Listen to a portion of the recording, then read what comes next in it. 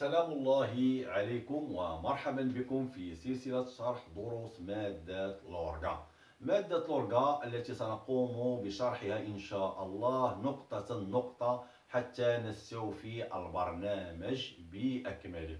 وفي هذا الفيديو سنتطرق إلى On va commencer par la première partie de la croissance et stratégie.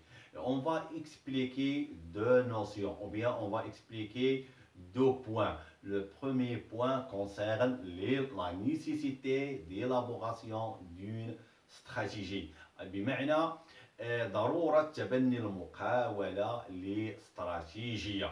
يعني ما يمكنش l'entreprise ne doit pas travailler aveuglement. يعني ما يمكنش المقاولة تخدم عشوائيا، لأن العمل العشوائي ما تحققش نتيجة.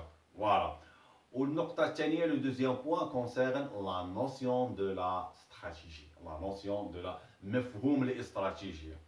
إذن جوج النقط غادي نشرحو في هذا الفيديو هذا. أهمية لا نيسيسيتي ديلابوراسيون دون استراتيجي et la notion de la stratégie. إذا لنبدأ بالنقطة الأولى. Pour quelle raison l'entreprise doit adopter une stratégie؟ لماذا على المقاولة أن تتبنى استراتيجية؟ كمفهوم أولي للاستراتيجية أو كتعريف أولي للاستراتيجية، on peut dire que la stratégie est un plan de travail à suivre par l'entreprise pour réaliser certains objectifs. كتعريف أولي فالاستراتيجية هي خطة عمل تتبعها المقاولة من أجل تحقيق بعض الأهداف. Mais pour quelle raison؟ لأي سبب؟ علاش؟ Pour quelle raison l'entreprise doit adopter forcément une stratégie؟ لماذا على المقاولة أن تتبنى استراتيجية؟ لأن المقاولة car l'entreprise se trouve dans un environnement large. لأن المقاولة تتواجد في واحد l'environnement، وهذا l'environnement هذا فيه des contraintes، فيه إكراهات. C'est pour cela l'entreprise doit adopter une stratégie pour dépasser ces contraintes. لهذا يعني راه l'entreprise ne se trouve pas dans un paradis، راه ما كايناش هي في الجنة، راه كاينه في واحد لونفيرونمون فيه بزاف د الاكراهات. اذا ملي تكون انت امامك واحد الاكراهات تتقلب في واحد الاستراتيجيه وفي واحد الخطه اللي تخدم بها باش تتجاوز هاد الاكراهات وتحقق داك الشيء اللي بغيتي. نفس الشيء بالنسبه للمقاوله. اذا خصنا نعرفوا شنو هما الاكراهات اللي كاينه في لونفيرونمون ديال لونتربريز اللي تتمكن واللي تدفع لونتربريز على انها تشارجي وتقلب على واحد لا استراتيجي افيكاس. اول حاجه تنعرفوا على ان لا ماجوريتي ديال les marchés se caractérise par l'intensité de la concurrence. يعني أغلبية الأسواق تعرف تنافسية قوية أو تنافسية شديدة. la concurrence intense، التنافس، المنافسة الشديدة. بمعنى لونتربريز ما كايناش غير بوحدها في السوق، إذا كاينين لي كونكيرون. إذا راه سي با فاسيل دو بوزي لي بيي سور لو مارشي et réaliser ou bien garantir un part de marché parmi ses concurrents. يعني راه ماشي سهله المقاوله تحط رجليها في السوق وتضمن واحد البار دو مارشي ديالها بارمي هاد لي كونكورون. اذا الامر ليس بالسهل، اذا تيتطلب واحد التفكير من اجل ايجاد استراتيجيه لهذا. بالاضافه الى المنافسه الشديده هناك ضغوطات لي بريسيون دو ديفيرون جروب، ضغوطات مجموعه ضغوطات مجموعات مختلفة، من بينها لي سانديكا. إذا لي سانديكا النقابات تدافع عن حقوق العمال. إذا انت برضو على المقاولات خص العامل توفري له لي كونديسيون دو طرافاي كذا كذا بزاف ديال الحوايج والحقوق ديال العمال. لاسوسياسيون دو كونسوماتور، جمعيات حماية المستهلك. إذا انت هادو تيفرضوا على المقاولة على أن تيخص واحد المنتوج خصها يستوفي واحد الشروط باش ما ياثرش على صحه المستهلك وما ياثرش على البيئه وكذا، واحد المجموعه هذا. كذلك لو بوفوار بوبليك بريزونتي باغ ليتا، السلطات المحليه التي تمثل الدوله. فالدوله كذلك تكون تصيغ او تقوم بصياغه مجموعه من القوانين التي على المقاوله احترامها. جيد. بالاضافه الى هذا هناك لاكسيليراسيون دي بروغري تكنولوجيك، تسارع التقدم التكنولوجي. بمعنى المقاولة عندها واحد لي مويان دو برودكسيون، وسائل الانتاج غدا تيبانو دي ماشين جداد. يعني تنهضروا هنا على لينوفاسيون. يعني خرجوا واحد لي ماشين جداد، واحد لي ماشين مثلا تيخرجوا واحد البرودوي، مثلا برودوي جديد. يعني البرودوي القديم اللي كانوا تينجيو لي ماشين الاولى د البارح ما بقاش. يعني اذا انت خصك تسيري لي غو ديال لي كونسوماتور ديال لي كليون. اذا باش تنتج المنتوج جديد تيخصك دي ماشين جداد. اذا في هذه الحاله هذه تيخص في نامبورط كيل مومون لونتربريز خصها الفينونسمون، خص يكون عندها واحد التمويل كافي، الفينونسمون سيفيزون بور افوار لي نوفو مويان دو برودكسيون. ياك ولا مثلا نخرجوا واحد لي مويان دو برودكسيون اللي مثلا تينتجوا بزاف. اذا باش تضمن وتحقق وتكاردي البار دو مارشي ديالها، اذا ماشي لي كونكيرون ديالها تينتجوا واحد لا كونتيتي كبيره وهي تبقى بدوك لي ماشين تتنتج واحد الكميه صغيره. اذا فوالا، اذا باش تبقى حتى هي البرودوي ديالها يكون غين لو مارشي، يكون منتشر في المارشي، اذا تيخصها فوق ما تبان شي ماشين ولا شي اللي تنتج اكثر تيخصها تحصل عليها.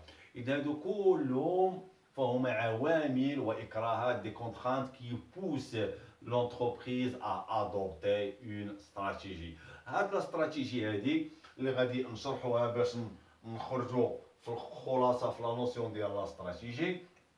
لا استراتيجي تتناول اربعه ديال النقاط. النقطه الاولى سو كو لونتربريز فو فار. النقطه الاولى ان استراتيجي تتضم النقطه ماذا تريد المقاوله ان تقوم به، بمعنى الاهداف لي بيت اي لي زاسبيراسيون دي ديريجيون، الاهداف وتطلعات المسيرين لي ديريجيون. يعني المسيرين فين بغاو يوصلوا بالمقاوله، شنو هما الاهداف اللي بغاو يحققوا. اذا لا استراتيجي اذا دائما تتكون حاطه لي زوبجيكتيف ديال المقاوله ديال لي ديريجيون ديال لي زاسبيراسيون والافاق والتطلعات والطموحات ديال المسيرين لي ديريجيون. النقطه الثانيه على ان لا استراتيجي تضم سو كو لونتربريز دوا فار، ماذا يجب على المقاوله ان تقوم به. بمعنى كما قلنا على ان في لونفيرونمون لارج و سو تروف لونتربريز تيكونوا في هذا لونفيرونمون اللي تتواجد فيه المقاوله، شنو تيكون فيه؟ تيكونوا فيه لي زوبورتونيتي اي لي ميناس، الفرص والتهديدات. اذا كل مقاوله امامها تقدم لها لونفيرونمون دي زوبورتونيتي وتتوضع لها عاوتاني كذلك دي ميناس. اذا شنو تيخص المقاوله دير باش تستافد من الفرص، وشنو تيخصها دير باش تتجنب التهديدات لي ميناس. دونك سو كو لونتربريز دوا فار. جيد. النقطة الثانية على أن الاستراتيجي تتضمن النقطة الثانية سو كو لونتربريز اي اوتوريزي دو فار. النقطة الثانية أن الاستراتيجية تتخذ بعين الاعتبار ما هو مسموح به للمقاولة أن تقوم به، وهنا ما هو مسموح به من سيسمح لها به. اذا هنا نتحدث اون بارل دي زوبليغاسيون، الواجبات اللي خصها تحترمها، لي زوبليغاسيون ا ريسبكتي، سوا دي لوا دي بريزونتي بار ليتا، يعني سواء قوانين نتاع الدوله اللي تخص المقاولات تحترمها، سوا لي بريسيون سوسيال، الضغوطات الاجتماعيه التي تتميز مثلا في النقابات وكما قلنا في جمعيه حمايه المستهلك لاسوسياسيون دو كونسوماتور. جيد. والنقطه الرابعه سو كو لونتربريز ا لا كاباسيتي دو لو فار. والاستراتيجيه تتناول النقطه الرابعه اللي تتناول فيها المقاوله الجهد ديال لونتربريز، القدره ديالها، شنو قادره هي دير، يعني شنو باغا دير فهمتي، وشنو خصها دير، وشنو مسموح ليها دير، وشنو هو في الجهد ديالها شنو خصها دير، لا كاباسيتي ديالها. اذا هنا تنهضروا على لي فورس ولي فيبليس ديال المقاوله، يعني نقاط القوه ديالها ونقاط الضعف ديالها. اذا لاحظ اذا عنا ان الاستراتيجي تتناول هذا الشيء كامل، بمعنى الا بغينا نكومبينيو بين هذه المعلومات هذه باش نصيغوا واحد لا نوسيون دو لا استراتيجي. On peut dire que la stratégie est un ensemble de choix et des engagements pris par l'entreprise à moyen et à long terme pour atteindre certains objectifs, en prenant en considération ses forces et ses faiblesses et les menaces et les opportunités de l'environnement. باختصار أن الاستراتيجي هي واحد الاختيارات ديال المقاوله، اونسومبل دو شوا اي دي زونغاجمون بريز بار لونتربريز اللي تتخذهم المقاوله سواء على المدى المتوسط او الطويل، سواء ا موين او ا لون تيرم.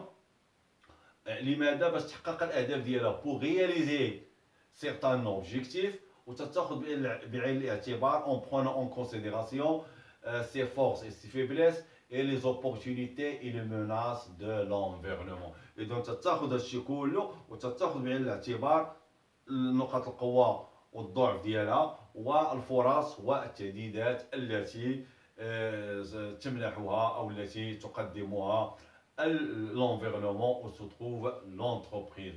وتمنياتي لكم بالتوفيق، المزيد من العمل المستمر ان شاء الله، والسلام عليكم ورحمه الله تعالى وبركاته.